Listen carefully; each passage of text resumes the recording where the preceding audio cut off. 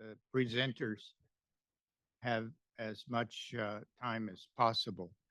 To the online audience, welcome. If you have questions, submit those to the Q&A, and as time allows, I'll try to weave those into questions at the end of the talks. Each talk will be 20 minutes with 10 minutes left for questions. The first presentation, I should say, my name is Rod Ewing. I'm one of the instructors for the honors program and the co-director here at CSAC. And these are presentations by the honors students who have now arrived at the point where they're just a few days or weeks or have already submitted their thesis. So this is a culmination of about a year's effort by each of the students. So the first presentation will be by Marianne Liu. She's a international relations major and I think a minor in economics. The advisors are Andy Grotto and Scott Roselle. So, Marianne.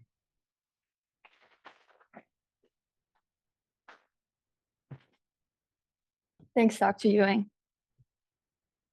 This summer, I visited Dr. Huang Tiejun, the director of the Beijing Academy of Artificial Intelligence, in his office in Beijing. We talked for a little bit, and when he was ushering me out the door, he said, "Just remember that of course China will lead the world in AI. There's just no stopping it." I crossed the street to visit the headquarters of another company, Zhipu AI, which TechCrunch has labeled an open AI challenger. When I brought up this label to a senior engineer there, though, he shook his head. Everyone says we're trying to catch up to OpenAI, but we all know that we can't actually do that. None of our competitors can either. China just can't catch up to the US. Back in the US, at yet another company developing AI products, I heard yet another story. Someone at Anduril Technologies explained that China had gone from a country that largely imitates technology to one that now pioneers it, and that it would come out on top in this global AI race.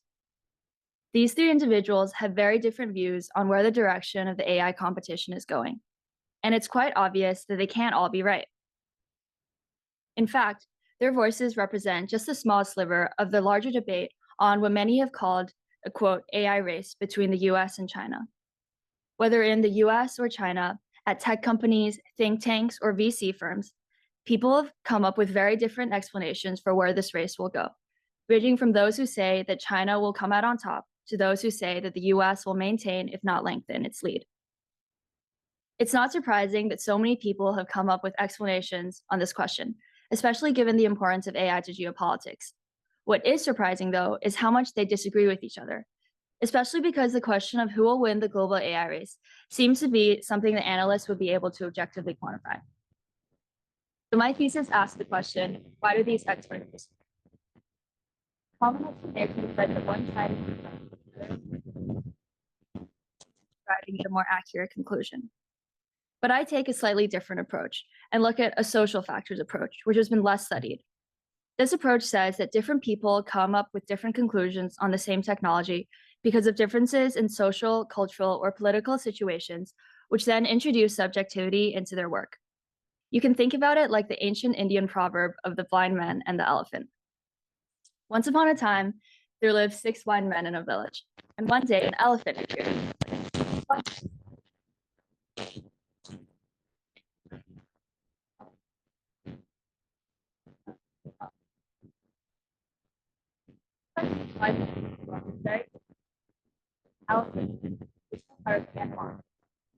I also apologize that experts have come away very different on the US-China AI, depending on the part.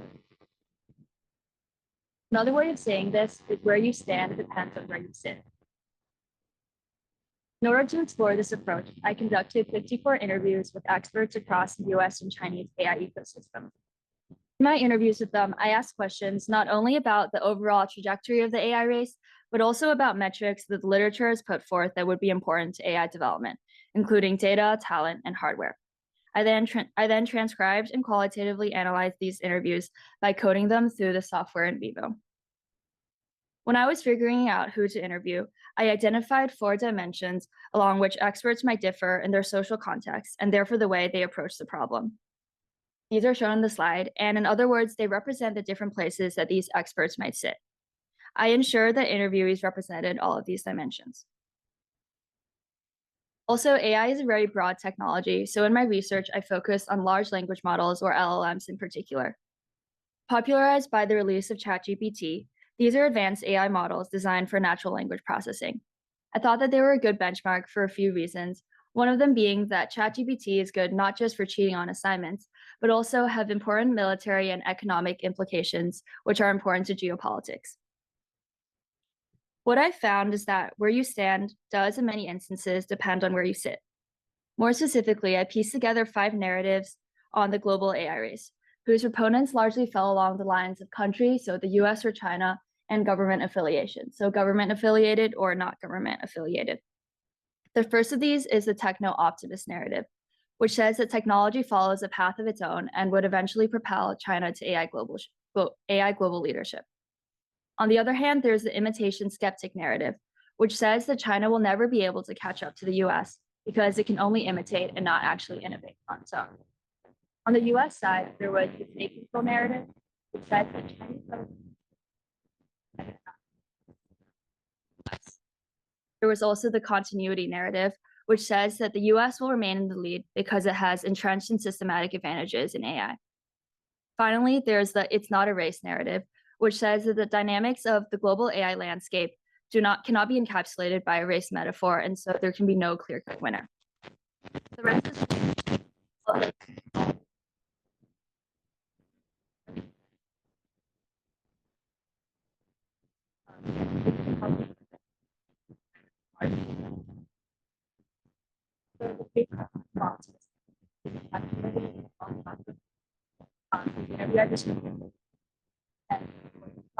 technology like water. Even if you try to block it, water will still find a way to flow around it.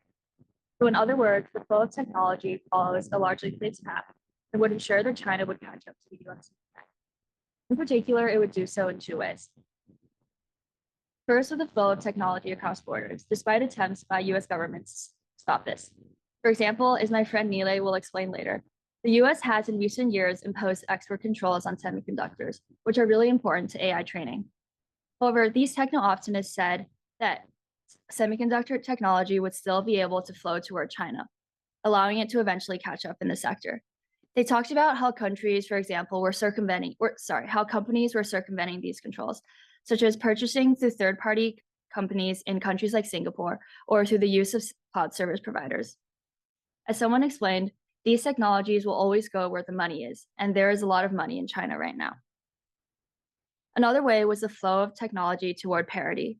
In other words, new advancements would continuously reconfigure the AI landscape, therefore preventing any one country or company from being in the lead forever. They pointed to a few examples for this phenomenon, one of them being the internet industry, where they said that sure, Google and Facebook came first, but then companies like Baidu, Tencent, and now TikTok are equally powerful and have equal global appeal. They also pointed to the EV industry, where Tesla initially dominated the field, but then companies like BYD were able to compete both in terms of technology and also affordability. As someone who explained this phenomenon summarized, technology moves forward, and so leaders do not always remain at the top. One of the reasons why techno-optimists might believe what they believe is because exposure to government-led messaging emphasizing China's determination to succeed in AI could lead to a more optimistic view of China's technological skills. The next narrative we'll discuss is the imitation skeptic narrative. They were also based in China, but this time not affiliated with the government.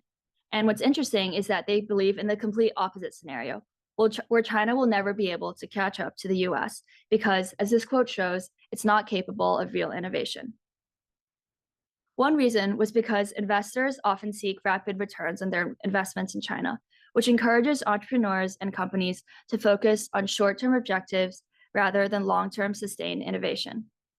As someone at an AI startup explained, VCs don't take big bets on people. He said that he had never heard what he believed American startup founders hear all the time, which is, I believe in your big idea, take my money, and it's okay if you make mistakes. Another issue is what a startup founder described as a cutthroat competition of the Chinese landscape, where companies face constant pressure to deliver results or risk being, quote, eaten alive by their competitors.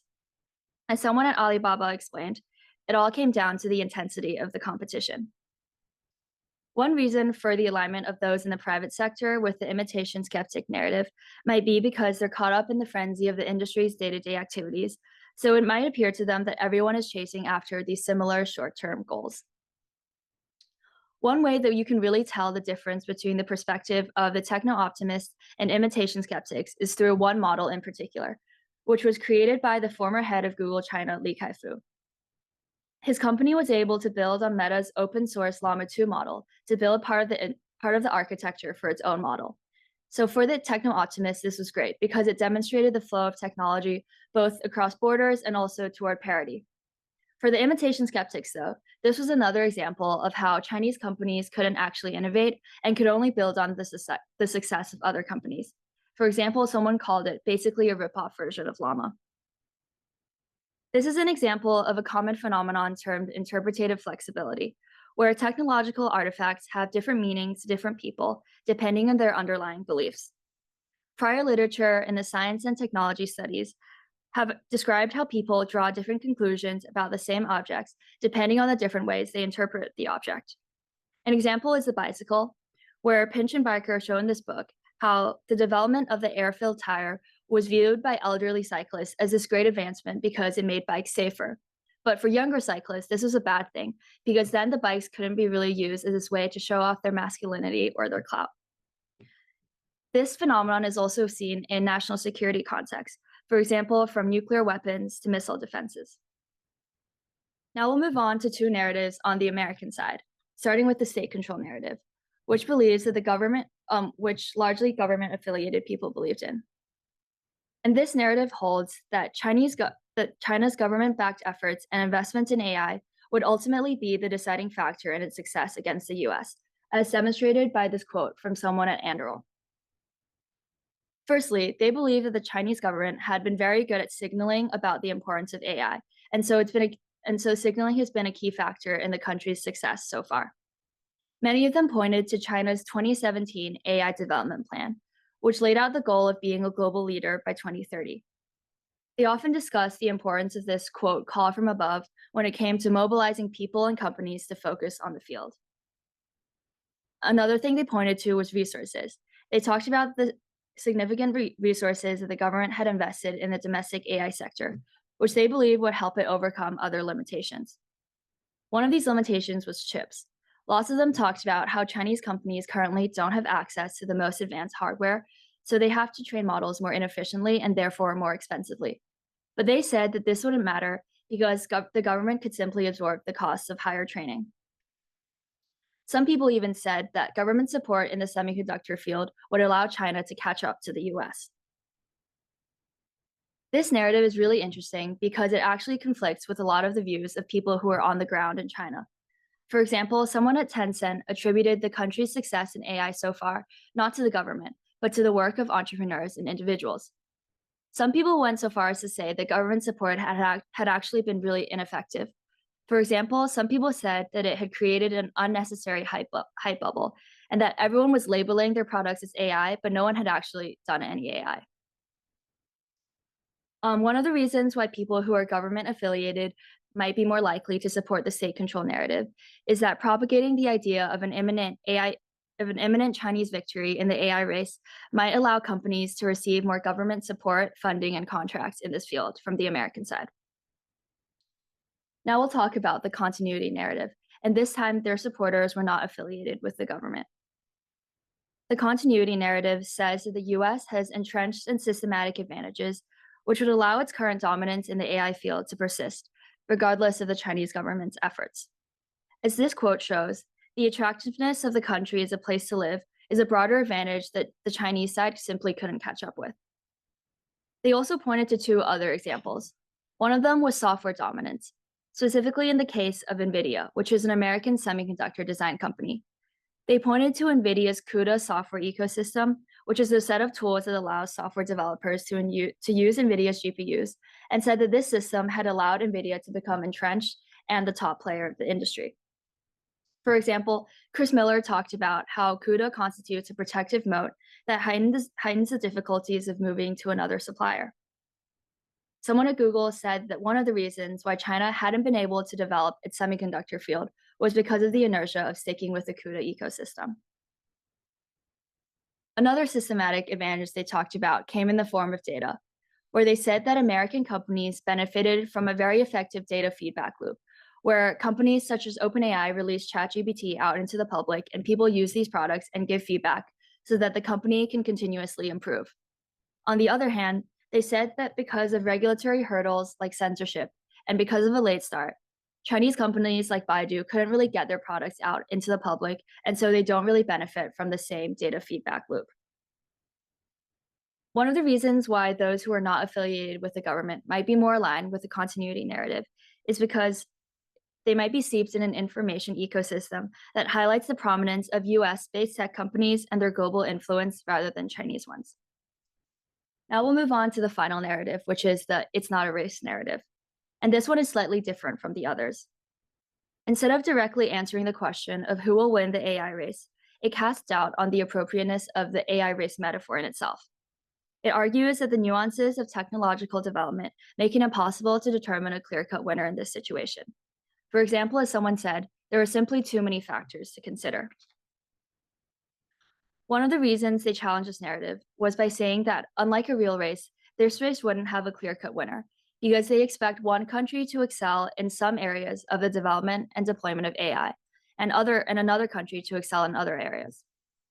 Specifically, the US would come out on top in terms of its ability to have technological breakthroughs or its innovative capacity. But China would come out on top in terms of its ability to diffuse AI products across society.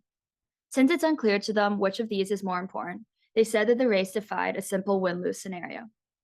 In the words of someone at Alibaba, the US would come out on top in terms of coming up with the best technologies, but China's advantage is that it could spread these technologies across its industrial base. Someone at RAND echoed his view and said that China had been aggressive about commercializing AI. What's interesting about the "it's not a race" narrative is that people who believe in it don't fall along the lines of nationality, and it includes people from both the China and US sides. What does stand out, though, is how many of them were researchers, specifically those who weren't affiliated with the government. This might be because their relatively more removed stance from the ecosystem allows them to see more broadly and see the whole situation with more nuance, making them more hesitant to come up with a clear-cut winner. As we can tell from the presentation, the distribution of support for each of these 5 narratives fell largely along the lines of distinct groups, lending support to the phenomenon that I initially set out to explore, which is whether, when it comes to the AI race, where you stand depends on where you sit. More specifically, I found that people had widely diverging conclusions when faced with the same sets of information, depending on their nationality, position in the ecosystem, and corresponding values and beliefs. Also, the roles of subjectivity and technological framing manifested themselves not only in the conclusions, but also the way people came to these conclusions. This can be seen in the different ways that the techno-optimists and imitation skeptics viewed the same model by Li Kai-fu. And the interpretative flexibility that they demonstrate is in line with previous STS literature. Finally, given the subjective and values-laden nature of this question, decision makers in DC would be advised to steer away from black and white assessments of the US-China AI race. For example, the state control narrative, which states that China will come out on top because of its state-driven approach, is currently dominant in government circles. This has dangerous parallels to the missile gap during the Cold War, where the incorrect belief that the Soviet Union had opened up a dangerous lead in the deployment of ICBMs prompted the US to develop a sprint project to then develop and stockpile these weapons. This created unnecessary fear and an unnecessary arms buildup. In the same way, rigidly following one narrative to determine the eventual direction of the US-China race can have equally detrimental results. Just as you wouldn't want to rely on one blind man to tell you what an elephant looks like, you also don't want to fully rely on one narrative to tell you about the direction of the US-China AI race. Thank you, and I'll now open it up to questions.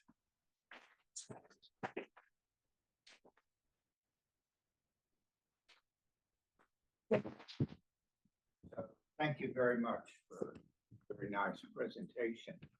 We have the tradition for these presentations of giving the advisors the first opportunity to ask a question, but I'm not sure. I think, is Andy Grotto here? Oh, okay. Andy. Great. Well, first off, congratulations.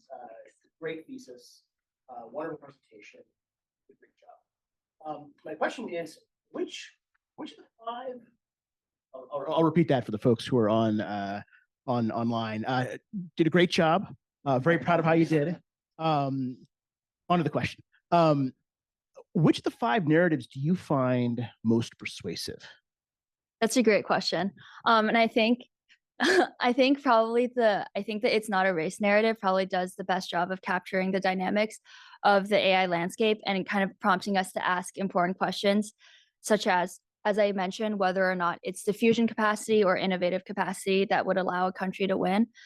Some other factors they brought up that I didn't get to mention in the presentation was they talked about the difference between technologies that were at the leading edge that the US could come up with and technologies that weren't the best but were good enough that China could come up with. And they asked whether it was possible to simply use good enough technologies to eventually reap the same benefits that the best technologies would give you. And I think these questions really make us think about the dynamics of the AI race and whether or not we can really come up with a clear-cut winner. I think Scott Rozelle is away, so the floor is now open for questions. Just raise your hand and identify yourself. Hi, I'm Josh Glonick. I'm a visiting scholar here at CSAC. I've also been studying US-China competition to develop AI this year, focused on national security uses. And one dimension of that competition that I find quite interesting is sort of the defense innovation systems that each country uses by which they develop this technology.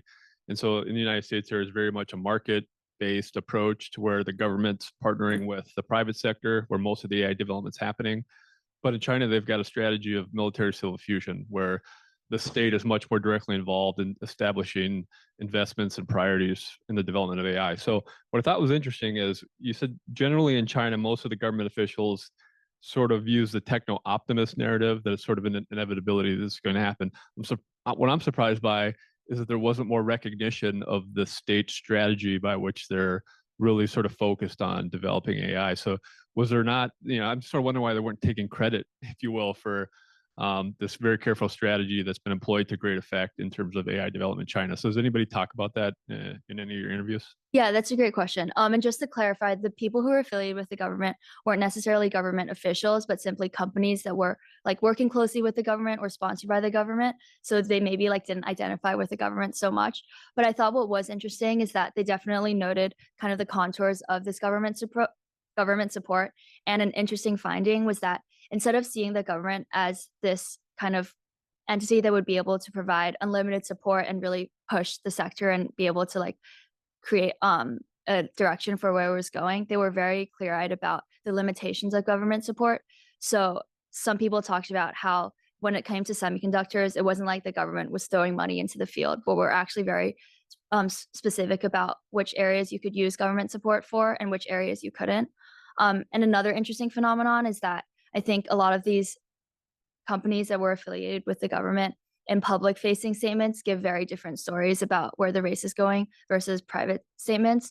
So for example, iFlyTech, which is a voice recognition software, and their public statements are very like confident about China's chip abilities and often talk about how Huawei chips are doing really well, but in private interviews often mention how Huawei chips are actually pretty far behind from NVIDIA chips. So I think there's definitely a recognition of the limitations of government support when it comes to this field.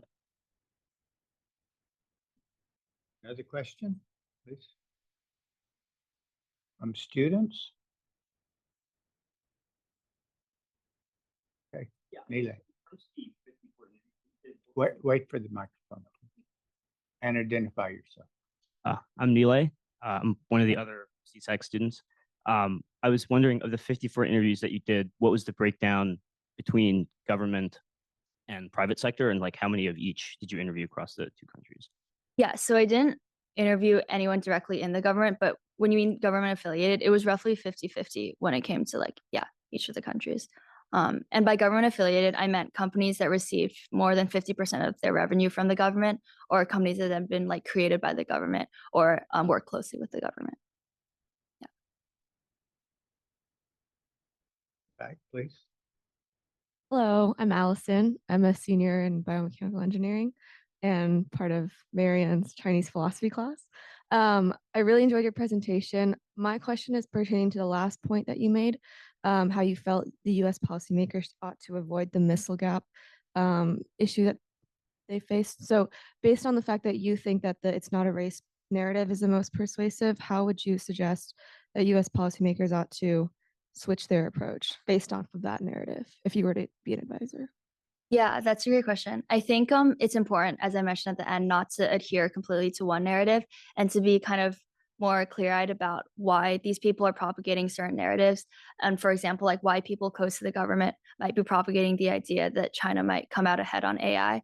And as I mentioned earlier, part of this could be because they want more government contracts and funding in the field, which they're able to get more easily if they say that, oh, we're about to lose to China.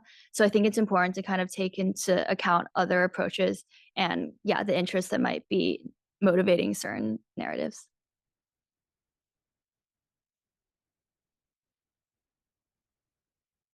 I'm Jake. Excellent presentation, Marianne.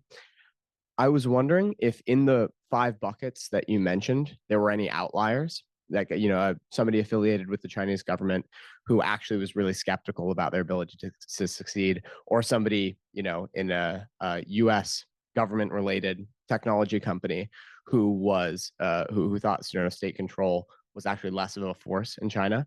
And if there are any interesting insights from outliers to the framework. Yeah, that's a great question. There were definitely outliers. For example, one that comes to mind is this guy who was affiliated with the Chinese government, but he was super pessimistic about China's ability to catch up and said that like, oh, the government says that it will be able to catch up, but it knows that like it'll always remain in second place. And I think in other categories too, there were outliers, but I think for the most part, people kind of adhere to the distinctions between country and also between government affiliation. Yeah. Hi, Marianne. I'm Michael. I'm also in the Chinese philosophy class before this. I'm really compelled by the story you told about how we can look at the Chinese version of Llama differently based on the sort of framework that we apply. And I'm wondering if you could speak more broadly about the sort of information channels or lived experiences that some of the people you talked to were citing when they were pointing to their narratives, because I think AI is a field that's so intractable and so difficult to understand that to actually have firsthand insights and opinions about it is often very difficult, and we maybe just rely on like whichever authority figure is saying it. And I'm wondering if you get the sense that these groups are listening to the same figures, or if they really are just basing their opinions and their perspectives mostly on contextual factors. But overall, really great job. Thanks. Yeah, I think lived experiences and their own context played a really big role. And one example that I didn't get to talk about in my presentation was different views on censorship in China. So on the US side, there's an idea that censorship in China will play a really big role in inhibiting the country's AI progress because models can't really say whatever they want, and so they'll probably fall behind. But on the Chinese side, a lot of people pointed to their own lived experiences with the censorship regime and said that this actually wouldn't play as big of a role as people in the US were saying. So for example, they talked about how even though the rules on paper seemed really strict, the government was actually really lenient about letting companies get certifications to be able to kind of release their products out into the public, even though it seems really hard to do so on paper. So I think people definitely use their own lived experiences with the different AI sectors to talk about their narratives. Hi, Marianne. Great presentation. I have a question about the not a race narrative. So you mentioned that was where you were leading in terms of your own personal opinion. I'm curious if you thought about, if it's not a race, what is it? And even if it isn't a race and the majority of people view it as a race, like what are, beyond the fault of the missile gap, like are there other analogies in historical context that you wish people would draw comparison to with this AI, quote unquote, not a race, in order for us to better understand and like gird ourselves in terms of geopolitics and policy decision making? Yeah, that's a great and difficult question. I feel like in the past there are lots of examples of races where when you think about it really clearly, there wasn't really a clear-cut winner, or it didn't really kind of follow the contours of a proper race. So whether that's nuclear technology or the space race, it's really hard to determine like what it means to win and what it takes to win.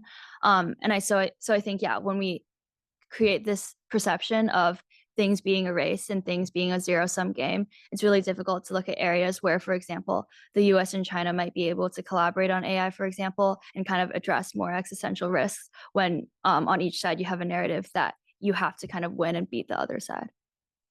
On that, we need to move on to the next speaker. So let's thank Marianne again.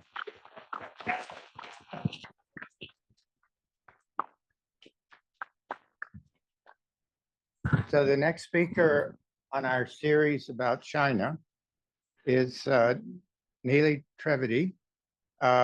He's a double major, economics and philosophy.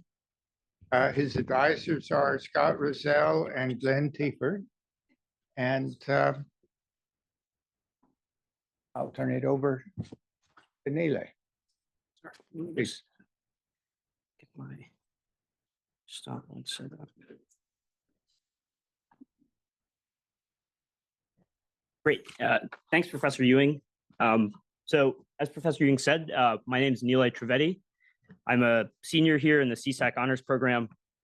And today I'm going to be talking to you all about how being put on the entity list, which is an export control policy of the United States, affects the financial performance of Chinese firms that are put on the list.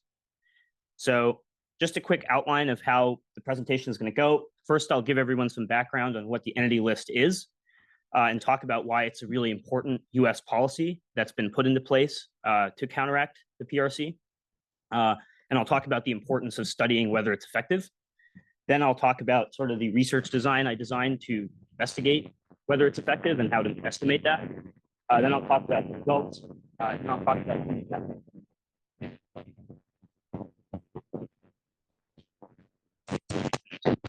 might have.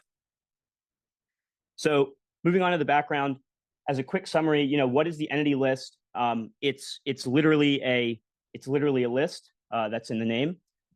It's basically a trade restriction list that's published by the US government, particularly the Department of Commerce. And what it means is that if you're a company, like a Chinese company that's put on this list, it's hard for you to buy American parts in many cases. And the way that actually works is the US government, if you're a US company that's trying to sell to this Chinese company, as we heard from Marianne's presentation, a lot of Chinese AI companies buy American computer chips. Well, if the Chinese company is put on this list, then they have to get a special export license in order to do business with these firms. And sometimes that export license is denied and they're not allowed to. So that's why it's a trade restriction list. It prevents Chinese companies from getting access.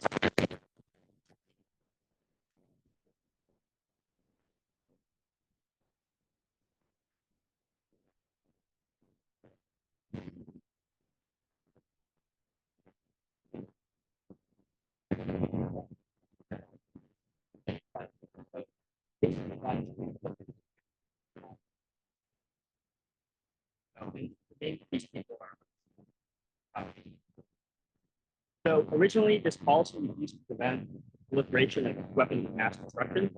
So if you can imagine, the United States is really good at building nuclear weapons, chemical weapons, biological weapons. We don't want other countries to be able to build these. So we would put foreign firms on this list to try and prevent them from getting access to American equipment. Then in 2008, we expanded the scope of the list to include, quote, activities that are contrary to the national security or foreign policy interests of the United States. And what that means is basically, in practice, that means if you're a foreign company, you can be put on this list for pretty much anything.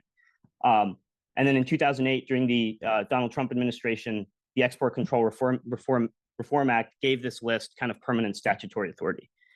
So as you can see, the number of companies that we've put on this list has just soared since 2008.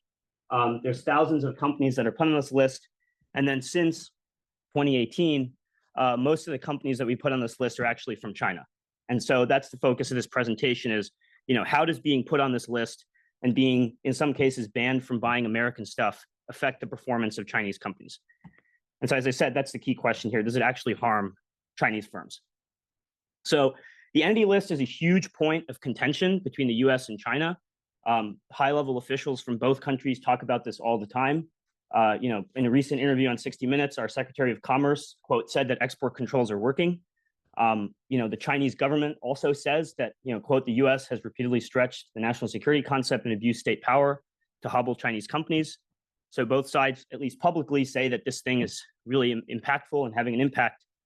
But some recent work, and actually note the publication dates. This is a really kind of emerging topic of research. All these papers were done kind of while I was working on the thesis as well and published just a few weeks ago.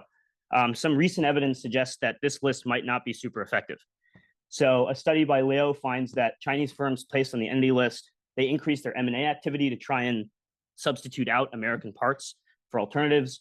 Another study finds that Chinese firms that are put on the entity list, they experience increases in revenue actually, and get more subsidies after they're put on this list.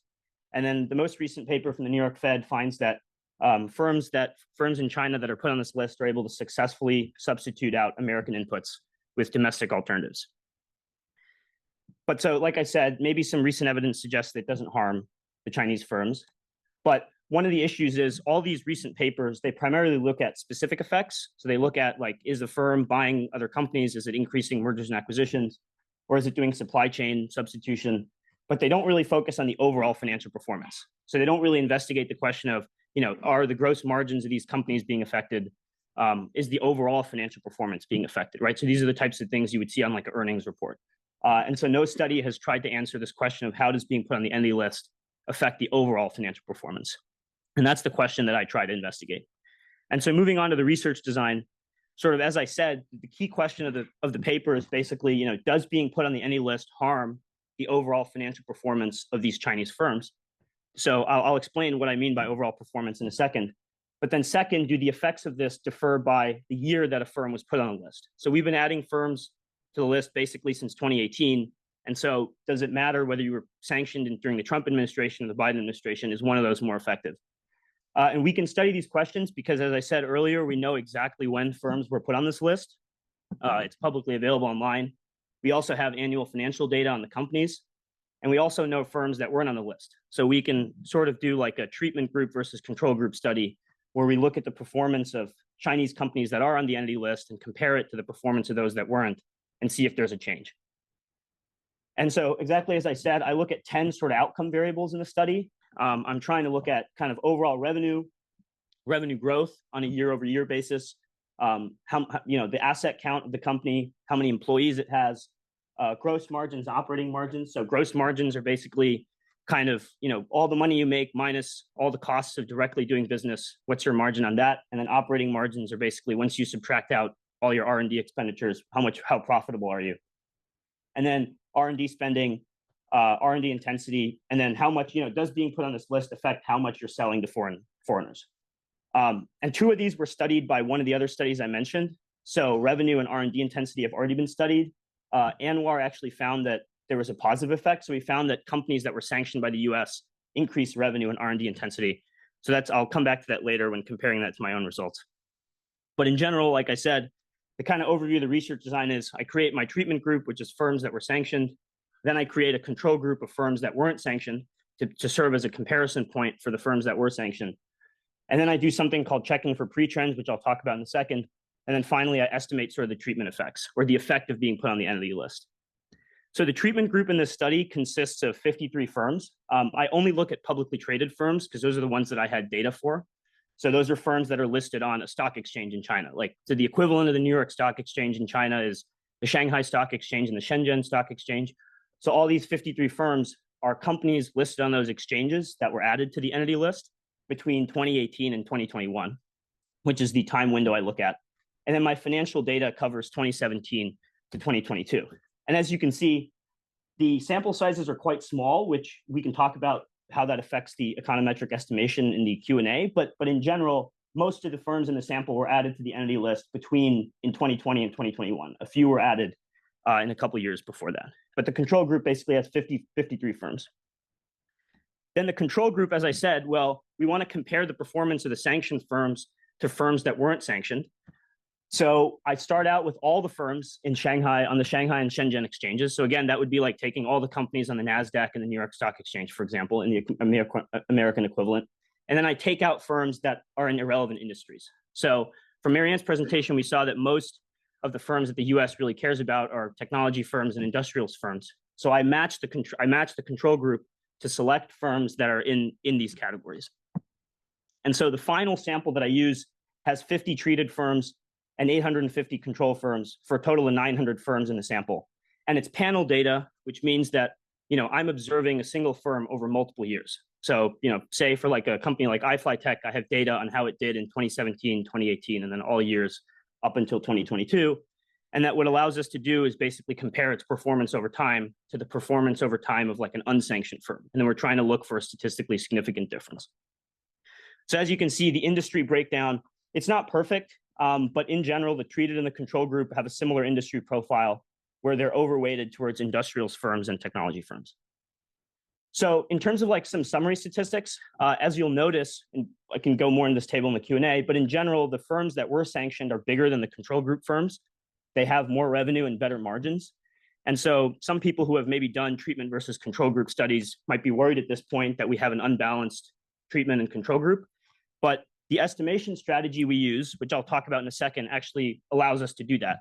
Because what we're doing is, I'll come back, what we're doing here is we basically look at the performance of the treatment group over time. And then we look at the performance of the control group over time. And so even if they're different, as in absolute terms, as long as they change in similar ways, we can basically measure how they change. And so you can imagine this dotted line to basically being, this is when they were added to the entity list. And then maybe their performance changed after, and the performance of the control ones didn't. And so we're basically recovering this difference here. And that's the effect of the sanction. So in terms of how we actually do that, I estimate two kinds of effects. One effect is across the entire cohort. So across all 50 treated firms, across all years, how does the entity list affect placement? And then as I said earlier, I'm also estimating firms that are specific to a particular cohort. So, what is the effect of being sanctioned just on firms that were sanctioned in 2021? So, and what I used to do this, and again, I will not go into detail about sort of the econometric estimation methods, but in general, I use two methods of doing this. The baseline method is something called two-way fixed effects regression, where basically Y is some outcome variable. So you could think of this as revenue. And then X is whether or not the firm was added to the entity list. And then basically that's a dummy. And so the beta here basically recovers the effect of being sanctioned. And then there's some issues with this estimator that have been discovered in recent years. And so I do a robustness check with a different estimator. But again, I can talk more about that in Q&A if people are interested. So the other thing that's important to check is, as I said, the treatment and control groups are not the same, right? The treated firms are larger. But what we need to verify is that they're changing in similar ways before the treatment actually occurs. Because you could imagine a situation where, let's say the treatment firms were already growing revenue super quickly before the entity list sanction happened. Well, then we wouldn't really be able to tell what the effect of the policy is. And so we need the treatment and control group to be changing in similar ways. And so what I use to do that is something called an event study. Again, happy to go into the methodology more in the Q&A. But basically what that allows us to do is basically see whether the treatment and the control groups are changing in similar ways. And what I find is that for 8 of the 10 outcome variables, the treatment and control group do not change or are changing in similar ways, right? There's no statistically significant difference in how they change in pre-treatment periods. And then for 2 of the variables, assets and foreign sales, there is a significant pre-trend. And so what that means is that we should be careful about interpreting the effect of the sanctions on those 2 variables. In terms of the data that I used for the study, I was lucky enough to get access to the Wharton Research Data Services database from the business school. That gave me all my financial data that I needed through a Refinitiv database. And then I also had access to like a Bloomberg terminal type thing for students that gave me access to additional data. So in terms of the actual results, this is sort of the headline. This is sort of the headline result of the entire paper. And I'll just sort of walk through this. Basically, what this shows here is that, as you can see, none of these coefficients, you can see the columns here represent different outcome variables. So the first column is the effect of the sanction on revenue. This column is the effect of the sanction on foreign revenue. And as you can see, none of the treatment effects are statistically significant at a 5% level, which indicates that being put on the entity list has no statistically significant impact on the Chinese firm's performance. And this is a pretty interesting finding because this isn't, this has been talked about in the media a ton. The Chinese government is upset that it's hurting its companies, but at least the headline result here suggests that it really on average does not affect the performance of Chinese companies. And again, can talk more about in the appendix, but the confidence intervals for most of the estimation are pretty tight, which means that the estimation is pretty solid. And then the other estimator, basically this is a slide that shows the robustness check I did to check the first estimator, that agrees with the original estimation for most of the outcome variables. And so that's even making me more confident that the effect is across all 50 treated firms, being sanctioned like this doesn't affect performance. So then I dive into sort of, those are the results for all the cohorts. But then maybe it's the case that firms that were sanctioned in 2021 actually did see a decline in certain metrics, even if the overall sample didn't. And so I tried and repeat this analysis basically on each one of the cohorts. So I look at just firms sanctioned in 2019, how did they do versus the control group? And for the 2018, 2019, and 2021 cohorts, I find the same result, which is that being put on the entity list and being export controlled doesn't really impact the financial performance. In the 2020 cohort, however, I do find that entity list placement is associated with declines in three things: assets, employee count, and R&D spending. So firms that were sanctioned in 2020 did see declines in assets, in their asset level, in their employee count, and in their R&D spending. And this controls for COVID, because remember, it's comparing the treatment and the control group. So as long as we assume that the treatment and the control group are affected similarly by COVID, and that's a reasonable assumption because I made sure that they were in similar industries, these effects are really, this is really capturing the effect of the sanction. But then I was curious why the 2020 cohort was special. And so I plotted out the employees, the assets, and the R&D spending for just the 2020 firms. And you can see that there's one firm whose performance is like drastically terrible, while the other ones aren't really affected by the policy. And so this suggests that there's an outlier that's sort of causing the statistically significant effect. And the outlier is a company called Tenyuan Technology, which basically makes graphite sheets. And when I ran the analysis without this outlier, a lot of the statistically significant effects that I observed disappeared.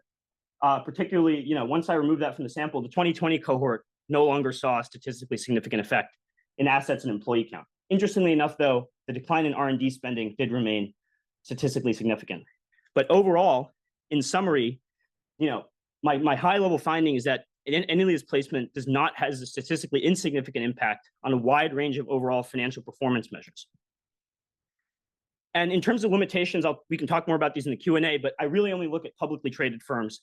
And so remember that there's also private companies in China on this list, but I don't have data on those. And I suspect the results would be different. And then the chosen outcome variables may not accurately reflect the impacts. So for example, as we saw in Marianne's presentation, some people thought that, if you're an AI company that's on this list and there's a bunch of them, you might have R&D projects that take 5 years to happen, and those won't be affecting your short-term financials. And so that would show up in like stock returns, but I don't look at stock returns here. So in terms of what's causing this, well, there's kind of 7 mechanisms that I think are responsible here. One of them is that and I'll talk about 3 of them now, and then I'll leave the rest for the appendix. But one of them is maybe the firms knew that they would be added to the entity list ahead of time. And so they knew that they could take mitigating measures. I don't really find evidence of that. What I do find evidence of are 3 things. One, the firms that we sanctioned, it turns out that they don't buy American stuff to begin with. And so they're unlikely to be affected by the policy. 2, firms that do buy American stuff have really effective adaptation plans for substituting out American components. And then 3, there's some evidence that the US government doesn't really enforce this list properly. And so to investigate these mechanisms, I basically download, just like we have 10Qs and 10Ks where companies here have to report their earnings, I download the equivalent for the Chinese firms, translate them in English, and basically just read about what the companies are saying about how the entity list will affect them. And as you can see, 32 of the 50 treated firms had filings that discuss the entity list, and 15 of those, which is a huge share, basically just said stuff like, annual small imports from the United States are replaceable and there's no dependence on American technology. So they basically just admitted that we don't buy any American stuff. And remember, this policy bans a company from buying American stuff. So if it doesn't buy American stuff, it's unlikely to affect it. And then finally, some firms also have good adaptation strategies. So DeepGlint, which is an AI company, they had formulated a product plan for replacing domestic devices already. And so they were also unlikely to be affected kind of by this policy. And then in terms of the ineffective enforcement part, what the other possibility is that maybe we're not good at enforcing these export licenses. And the way it works is, remember I said at the beginning that just getting put on this list doesn't mean you're banned from buying American stuff. Your license application has to be denied. But it turns out that in 2021, a study found that the US government is approving 90% of these license applications anyway. And so maybe that's also why we're not really seeing a statistically significant effect. And so what does this all mean sort of for policy? Well, as the results show, with a few exceptions, being put on this list has a pretty statistically significant impact on the financial performance of Chinese firms that we're sanctioning. But it does harm American firms that used to sell to these companies. So, the NY Fed found that American suppliers to these firms lose $130 billion of market cap collectively. And American firms see declines in cash flow, revenue, profitability, and stock returns. And so the question is, is an export control strategy that blocks American inputs useful if Chinese firms already have effective responses to this?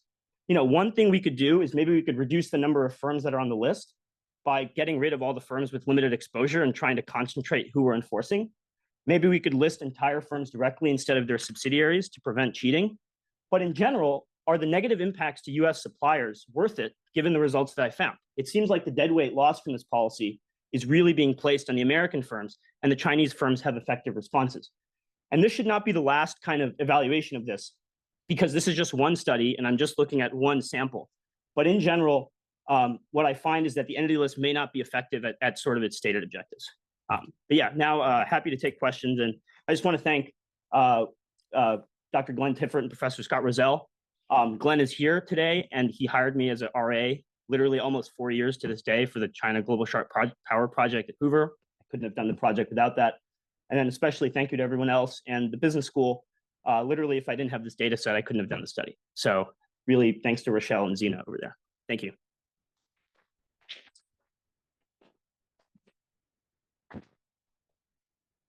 Right, Glenn?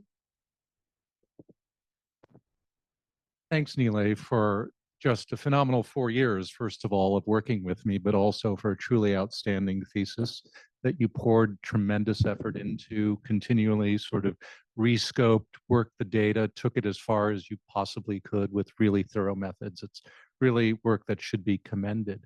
So let me ask you a question. If you go to policymakers, as I hope you will with your study, do you think they will say, this is news to us, we had no idea? Or do you think they will say, yes, we knew this, but it's still valuable to list these firms on the entity list for some reason that has nothing to do with financial performance? Yeah. And if that's the case, what might those reasons be? Yeah, so that's a great question. I actually spoke to someone who was in one of these administrations, and they revealed to me that in many cases, they knew that the companies they were putting on this list didn't buy any American stuff. I had this conversation literally just a couple of weeks ago after I'd done the research. So if I had known that a year ago, maybe I wouldn't have written the paper. But yeah, it's important to know. And I think one of the reasons that they were mentioning is that, the US has a pretty limited set of options to really target foreign firms. In a global economy, it's very, very hard to prevent a foreign company from buying something that's made in America. There's anecdotal evidence that these companies use subsidiaries in Singapore to buy anyway. But sometimes there's a signaling effect. The US, wants to make it clear that forced labor in Xinjiang is not acceptable. And so they have to do something to sort of indicate to the international community that we're taking this seriously. And so there's, to your question about what might other reasons be, well, sometimes there's a signaling effect. They might not want to harm these firms directly, but they might want to make it clear that the US doesn't agree with kind of their behavior. And if that's the case, well, then this thesis is great news. Because it sort of validates the fact that, we're not trying to harm Chinese companies. We're just trying to send a bit of a message here that, these companies shouldn't buy. And another reason why they might put them on the list is to incentivize later multilateral action. So for example, I didn't go through this in the talk, but a lot of the literature on targeted sanctions finds that multilateral sanctions are more effective than unilateral sanctions.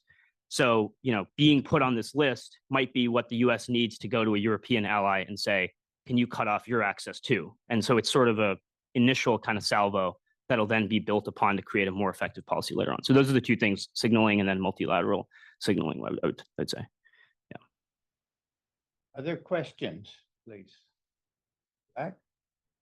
Hi, Identify yourself. Rhiannon Nielsen. I'm a cybersecurity postdoctoral fellow here at CSAC. Great talk. I really enjoyed it. This is not at all my area, so please forgive me if this is a really ignorant question. How do companies get off the list? And do you have any examples of how companies have been able to wean themselves off this entity list? Thanks. Yeah, that's a great question.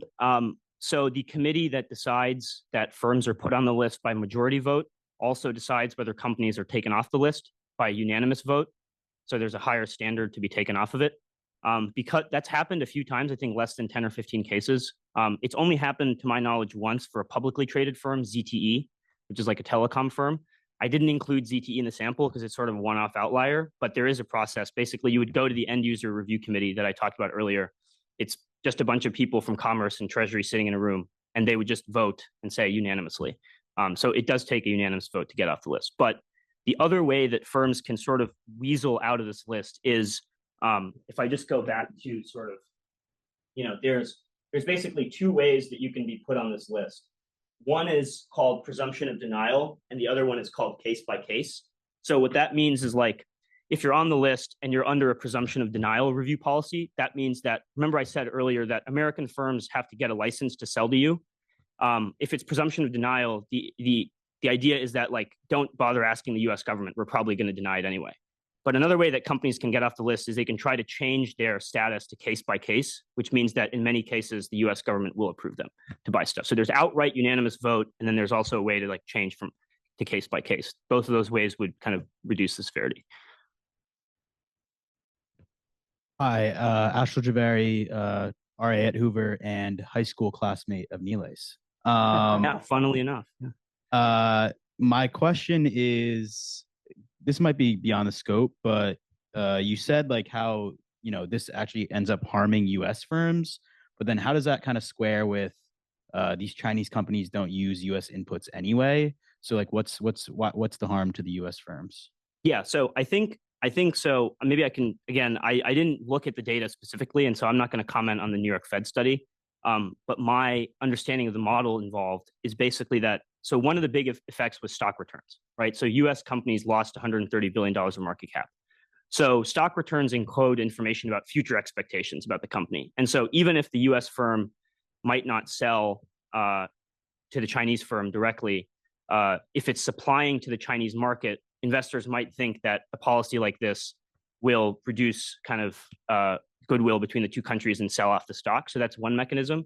In terms of the impacts to things like revenue, like the real impacts that the study from the New York Fed found, I think one reason to kind of square those two things is, I'm not saying that all the firms don't buy from American companies. There are Chinese firms that in the sample that do buy. The difference is they're able to then go to another Chinese company and say, can you build this for me instead? The American company lost a customer. It then has to replace that customer. That's hard. It's harder to replace a customer than for the company that's buying it to find an alternative. And so there's where some of the real effects could be felt. But stock returns is all about expectations. And so that, yeah. Another question? My name is Mark. I'm a peer of Nilay's at undergrad at Stanford. My question is, popular guy.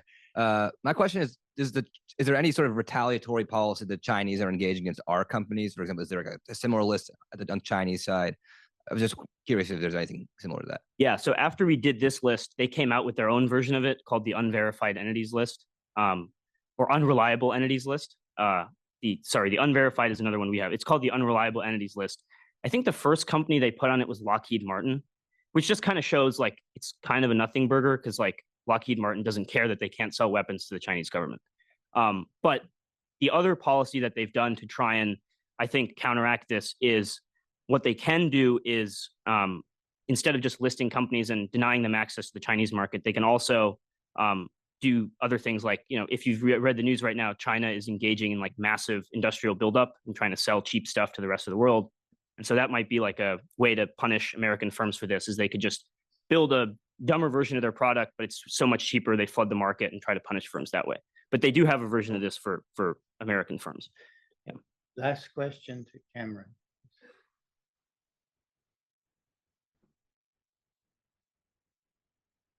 Cameron Tracy, research scholar at CSAC. So it's really interesting how you mentioned that these listed firms typically don't rely on sales from American firms. Is that somewhat unique to the listed firms? That is to say, do they seem to purchase less from American firms than non-listed entities in the same industry? Or is it simply that in this industry, if you were to pick 10 random firms, most of them would be expected to not rely heavily on exports from the US? Yeah, so I don't have the numbers on that directly. I didn't look at sort of what share of, because I don't have supply chain data on, so there's a database called FactSet, which has this data that you're looking for. It'll say like what the suppliers are and how many foreign suppliers they have. And so to directly answer your question, I can get back to you on like, you can just get access to that and run the analysis. But my intuition is that it's not that the firms on the entity list are unique in having limited exposure. It's more of a, if you took a 10 firm random sample, my guess would be that a lot of firms don't buy American parts in that cases. Because yeah. So it doesn't seem like there's an indication that there's intentionality on the US side to choose firms that will not be or will be less negatively impacted by listing. No. As yeah. So as I said, the person I was talking to, like often what happens is, and I probably should have mentioned this, the reason why companies get put on this list, a variety of reasons, right? Like one is forced labor in Xinjiang. So if there's a company that's allegedly kind of engaging in forced labor, that would be the reason that we put them on the list. We're not looking necessarily at whether they buy American stuff. It's just given our economic statecraft toolkit, this is kind of one of the big things we have. So yeah. All right. This brings us to the end of the time. Let's thank Nile again for